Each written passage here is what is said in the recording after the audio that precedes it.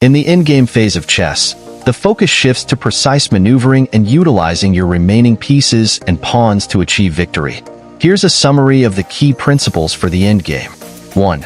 King activity. Centralize your king to support your pawns and actively participate in the game. In the endgame, the king becomes a powerful piece for both defense and offense. 2. Pawn structure. Create and maintain a favorable pawn structure that supports the advancement of passed pawns and restricts your opponent's mobility. 3. Pawn promotion.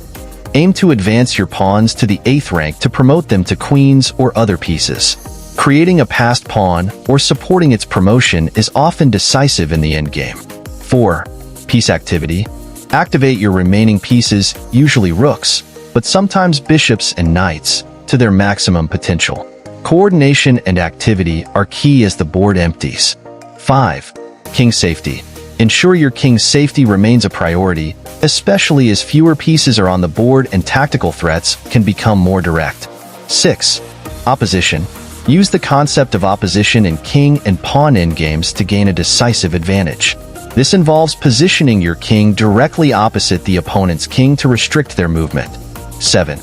Proximity. Move your pieces and king closer to the center of the board, where they have greater influence and can support your pawns more effectively. 8. Time and space. Utilize zugzwang, forcing your opponent into a disadvantageous move. Tempo, making efficient moves to gain an advantage. And space, controlling more squares on the board to secure a winning position. 9. King and pawn endgames. Understand fundamental king and pawn endgames, such as opposition, key squares, and pawn races, which often arise in the endgame phase. 10. Calculation and patience. Endgames often require precise calculation and patience. Avoid rushing decisions and take the time to calculate variations thoroughly. By applying these principles, players can navigate the complexities of the endgame phase effectively, aiming to convert their advantages into a winning position or defend tenaciously to secure a draw.